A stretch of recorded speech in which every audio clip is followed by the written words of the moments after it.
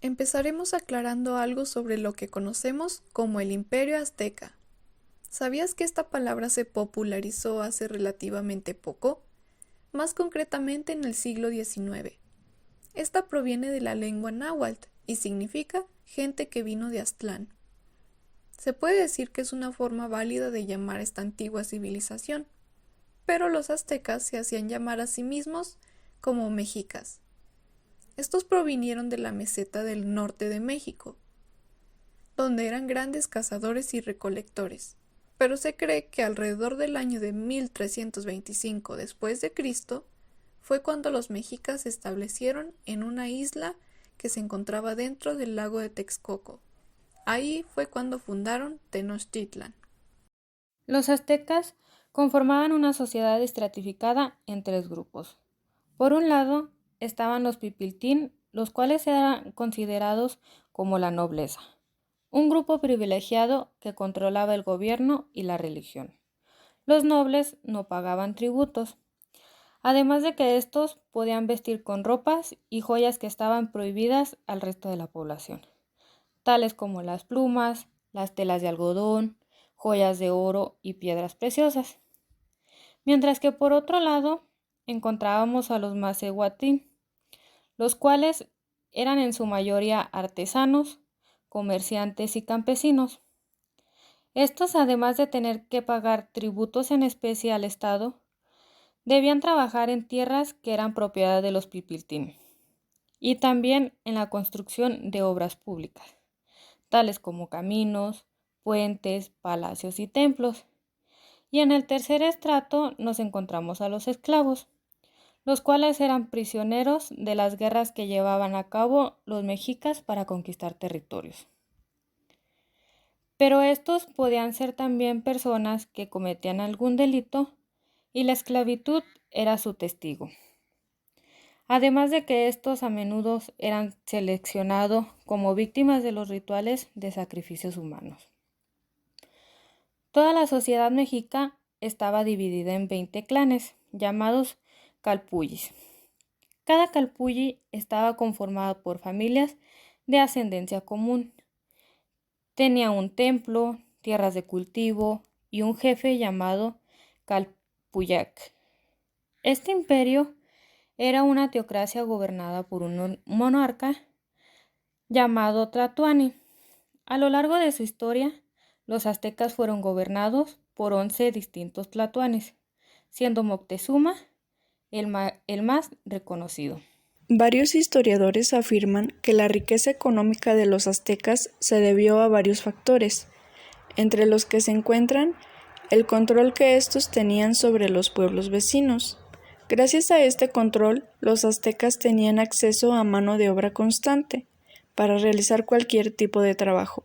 Además de esto, los pueblos sometidos tenían que pagar tributos en especie, y gracias a esto los nobles contaban con abundantes materias primas y productos. Por otro lado, el desarrollar ciertas técnicas agrícolas les permitió cultivar en todo tipo de tierras, como la ciudad de Tenochtitlan fue fundada en el centro de un lago. Los aztecas crearon una técnica que les permitía cultivar sobre el agua. A esta técnica se le conocía como chinampas. Básicamente construían balsas de tierra, ramas y plantas acuáticas. Las anclaban con palos, las cubrían con tierra y luego cultivaban sobre ellas. Además, en las laderas de las zonas montañosas construyeron terrazas de cultivo utilizando abonos, animales y vegetales. La variedad productiva le otorgó un gran dinamismo a su economía. Los aztecas cultivaban maíz, frijoles, tomates, ajíes, calabaza y cacao. Además producían tabaco, algodón y recolectaban diversidad de frutas como el cayote, el higo y el anana. De la planta del maguey aprovechaban sus espinas para realizar agujas, sus fibras para hacer sogas, sus raíces como alimento y su jugo para producir pulque, una bebida alcohólica. Y por último, algo que ayudó a los aztecas a alcanzar su punto más alto, sin duda fue la extensa red comercial con la que contaban. la cual les permitió intercambiar alimentos y artesanías, tanto en mercados locales como en regiones alejadas. Los comerciantes, a su vez, traían información sobre otros pueblos, acerca de su organización militar o sus riquezas. Todo esto propició que los aztecas se convirtieran en la ciudad más poderosa de México. Pero mientras esta sociedad prosperaba en el Caribe, más específicamente en una isla llamada Guanahani, un 12 de octubre de 1492, una expedición española comandada por Cristóbal Colón acababa de llegar a América. Después de esto se realizaron más viajes hacia otros lugares del nuevo continente descubierto, en los cuales fueron descubiertas varias islas, entre ellas las que hoy conocemos como Jamaica y Puerto Rico. En un tercer viaje, los españoles llegaron a lo que actualmente conocemos como Venezuela. La siguiente parada importante, en septiembre, fue dentro de las tierras de los tlaxcaltecas, uno de los principales enemigos de los mexicas. Primero plantaron batalla a los españoles, pero luego se sumaron a sus filas, convirtiéndose en sus más poderosos aliados.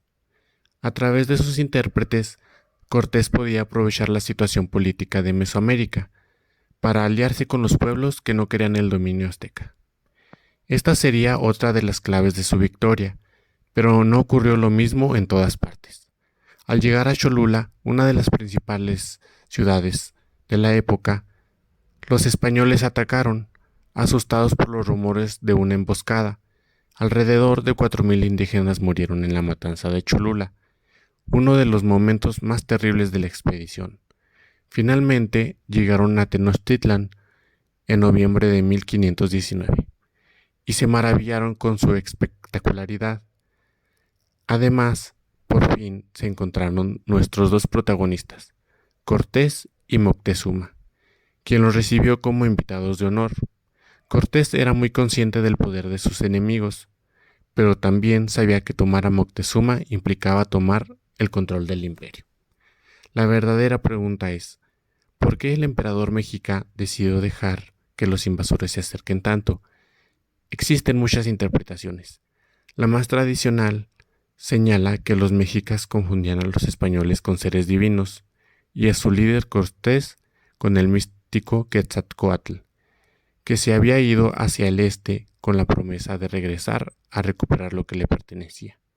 Este sería el origen de la sumisión del emperador, pero también existen otras posturas que señalan que Moctezuma, más allá de los malos augurios y de las dudas mitológicas, intentó en varias ocasiones alejarse o emboscar a los españoles, y que al final dejó acercarse fue por prudencia.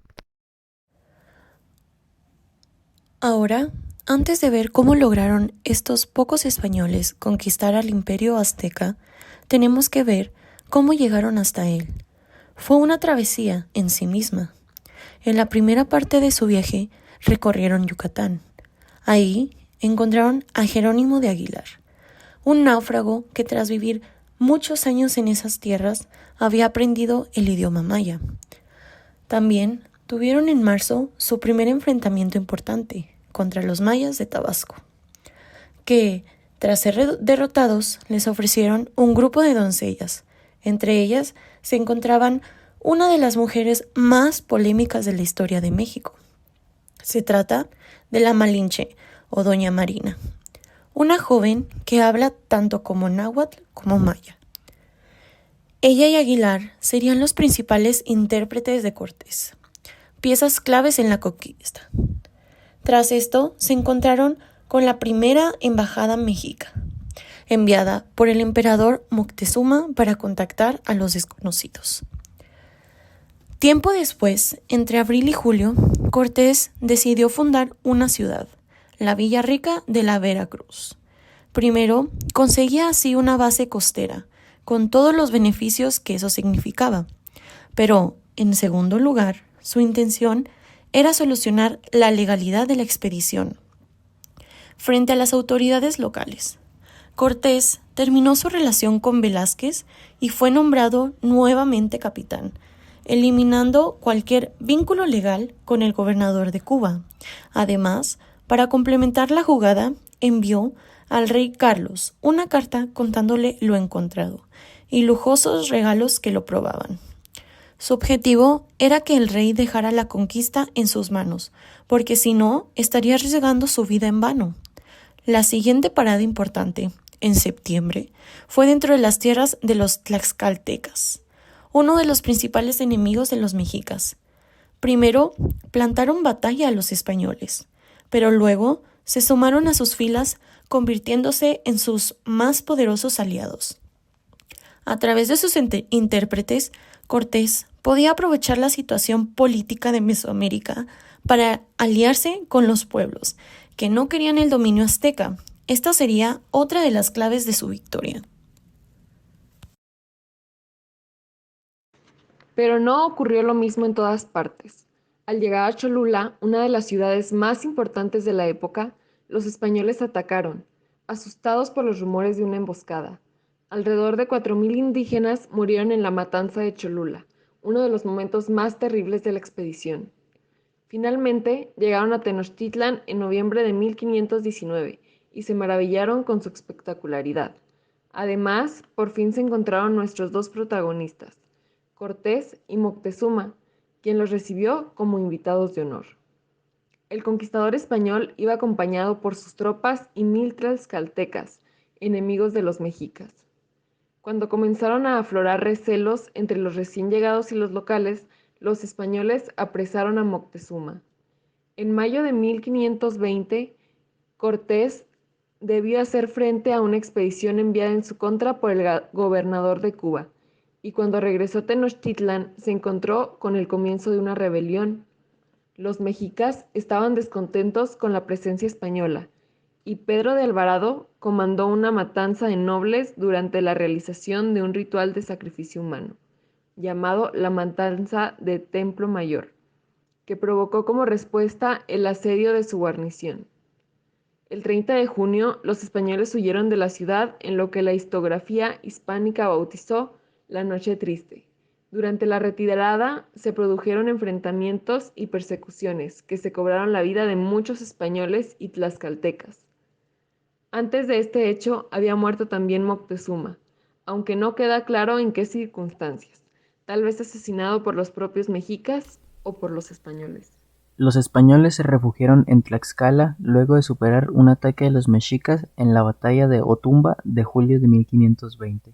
A partir de este momento planificaron junto a los tlaxcaltecas el asedio y reconquista de Tenochtitlán.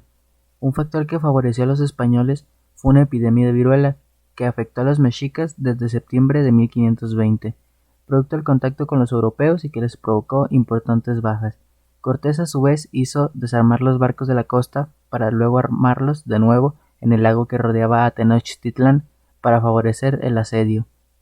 Las tropas de Cortés lograron el bloqueo de la capital mexica en un asedio que duró entre mayo y agosto de 1521, el cual diezmó a la población. Finalmente los españoles capturaron la ciudad el 13 de agosto, fecha que marca el fin del Imperio Azteca. Entre los conquistadores se repartieron botines conformados por bienes y esclavos, y los símbolos y estatuas de dioses mexicas fueron condenados como ídolos paganos, y se inició una campaña de cristianización que perduró a lo largo de los años. Tras la conquista siguieron los saqueos y destrucción de Tenochtitlán, sobre cuyas ruinas se fundó la capital de la colonia de Nueva España, hoy Ciudad de México. Esta región pasó a formar parte de la corona española y adquirió carácter de virreinato unos años después.